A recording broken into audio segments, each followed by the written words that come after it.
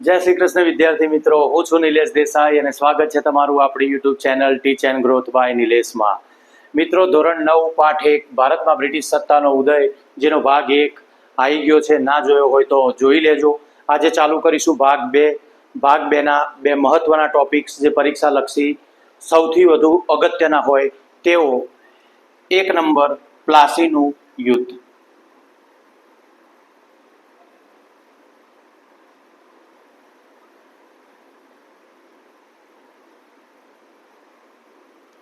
પહેલા જોઈશું પ્લાસીનું યુદ્ધ, એના પછી જોઈશું બક્સરનું યુદ્ધ. આ પ્લાસીનું યુદ્ધ જે 1757ના વર્ષમાં થયું હતું.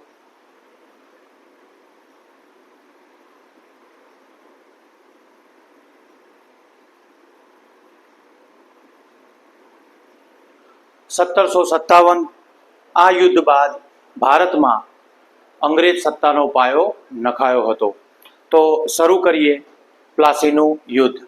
પ્લાસીના એટલે કે યુદ્ધ પહેલા એક ચર્ચા કરી લઉં કે બંગાળમાં નવાબ હતો સિરાજુદ્દૌલા.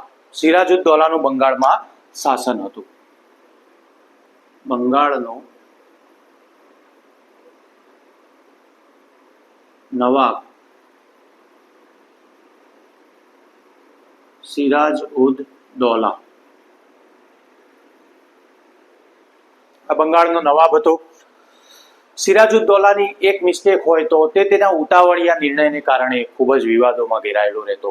ઉતાવળિયા નિર્ણય એટલે કે જ્યારે એ વ્યક્તિ નિર્ણય લેતી વખતે કોઈ વિચાર વિમર્શ વગર અચાનક નિર્ણય લઈ લે અને એવો નિર્ણય મોટા ભાગે ખોટો પડતો હોય છે. એટલે સિરાજુદ્દૌલા તેના એ નિર્ણયોના કારણે શું હતું કે ઘણા બધા તેના વિરોધીઓ વધી ગયા હતા બંગાળના અંદર.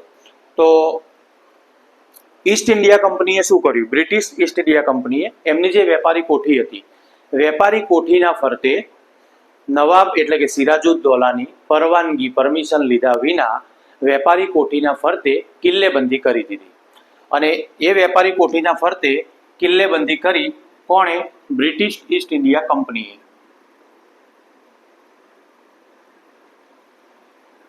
બ્રિટિશ ઈસ્ટ ઇન્ડિયા કંપની કિલ્લેબંધી કરી. સિરાજુદ્દૌલાને સમાચાર મળ્યા. નિર્ણયોમાં તો હતો જ ઉતાવળિયો. એને થયું કે અંગ્રેજોએ મને પૂછ્યા વગર કિલ્લેબંધી કરી. એને તાત્કાલિક સૈન્ય મોકલ્યું, કિલ્લેબંધી તોડી પાડી. કિલ્લેબંધી તોડતા એ જ સમાચાર તાત્કાલિક ગયા ક્યાં? તો મદ્રાસ એટલે કે હાલનું ચેન્નઈ, જેને આપણે ચેન્નઈ કહીએ છીએ, તમિલનાડુ ખાતે સ્થિત છે. એનું જૂનું નામ મદ્રાસ. ત્યાં સમાચાર પહોંચ્યા એટલે ત્યાંથી બ્રિટિશ ઈસ્ટ ઇન્ડિયા કંપનીએ પ્લાસીના યુદ્ધ પહેલા બંગાળમાં આ સિરાજુદ્દૌલાએ કોઠી તોડી પાડી, જેથી ત્યાં સપોર્ટ કરવા માટે મોકલ્યા. કોને મોકલ્યા? તો રોબર્ટ ક્લાઇવ. રોબર્ટ ક્લાઇવના નેજા હેઠળ કંપનીનું સૈન્ય આવ્યું બંગાળ ખાતે. આવીને પહેલા રોબર્ટ ક્લાઇવને જોયા પછી લાગ્યું કે નવાબને પરાજય આપવો સરળ નથી.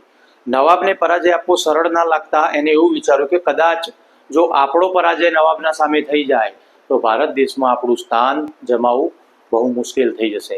એટલે જો નવાબ સામે આપણે પરાજય થવો શક્ય નથી, એટલે આપણે કંઈ પણ કરીને આપણે નવાબને હરાવવો પડશે. તો એના માટે એક જ વસ્તુ એને સૂજી. શું? તો ષડયંત્ર. ષડયંત્ર ઘડ્યું. કેવું ઘડ્યું? તો સિરાજુદ્દૌલાનો સેનાપતિ હતો મીર જાફર. મીર જાફર હતો સિરાજુદ્દૌલાનો સેનાપતિ.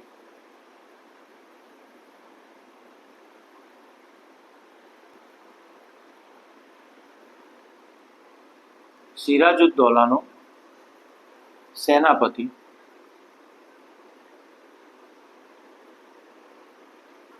હતો મીર જાફર. બીજા એક વ્યક્તિ જેનું નામ છે શેઠ અમીચંદ.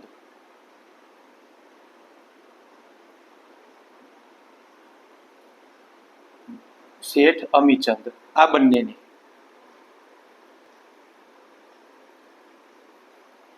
કાવતરામાં સામેલ કર્યા.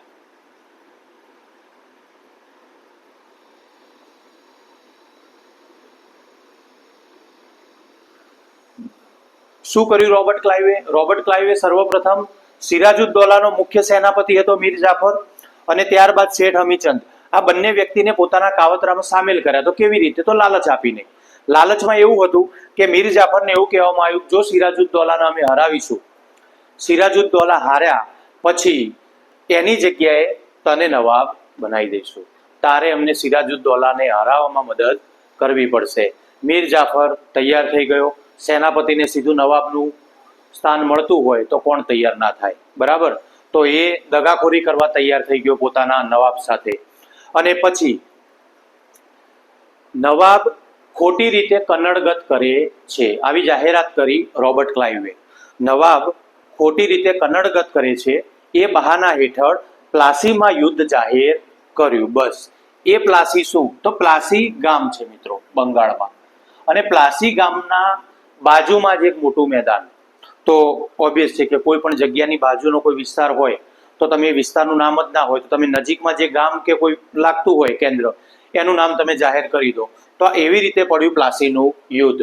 પ્લાસી ગામના બાજુમાં એક મેદાન મોટું હતું, ત્યાં આ યુદ્ધ લડાયું હતું, એટલે નામ પડ્યું પ્લાસીનું યુદ્ધ. રોબર્ટ ક્લાઇવે યુદ્ધની જાહેરાત કરી.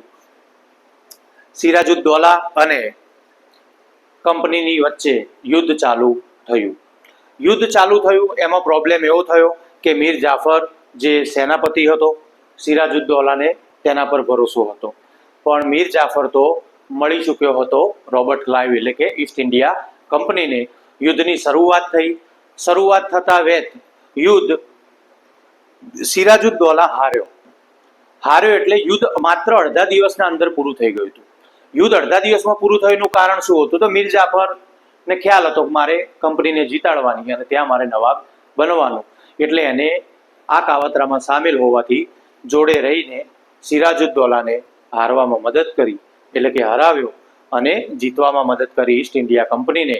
અને સિરાજુદ્દૌલાનો પરાજય થતા બંગાળમાં ઈસ્ટ ઇન્ડિયા કંપનીનો મજબૂત પાયો નખાયો. પછી બંગાળમાં 24 પરગણાની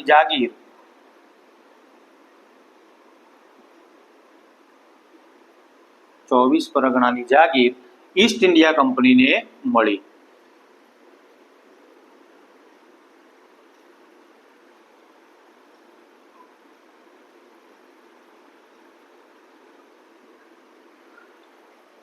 નોટ ડાઉન કરતા રહેજો મિત્રો. જે વસ્તુ આઈએમપી લાગશે તે જ હું લખીશ, બાકી લખીશ નહીં. તો 24 પરગણાની જાગીર મળી. બંગાળનું યુદ્ધ, પ્લાસીનું યુદ્ધ ઈસ્ટ ઇન્ડિયા કંપની જીતી ગઈ. 1757માં યુદ્ધ લડાયું, અડધા દિવસમાં પૂરું થઈ ગયું, અને અંગ્રેજોએ સિરાજુદ્દૌલાની જગ્યાએ નવાબ જાહેર કર્યો મીર જાફરને.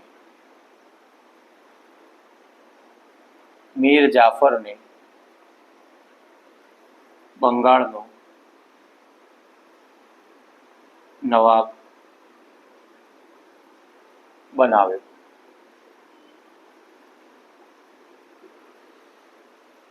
અહીંયાથી સમાપ્ત થયું પ્લાસીનું યુદ્ધ. 1757 પ્લાસીના યુદ્ધ બાદ ઈસ્ટ ઇન્ડિયા કંપનીનો પાયો બંગાળ અને ભારતમાં મજબૂત રીતે સ્થપાયો. અહીંથી ખરા શાસનની શરૂઆત થઈ ગઈ. અને પ્લાસીના યુદ્ધની તારીખ જો પૂછે તો યાદ રાખજો મિત્રો, પ્લાસીના યુદ્ધની તારીખ અહીંયા લખું છું, 23 જૂન 1757. આ પ્લાસીના યુદ્ધની તારીખ છે. નોટ ડાઉન કરી રહેશો મિત્રો.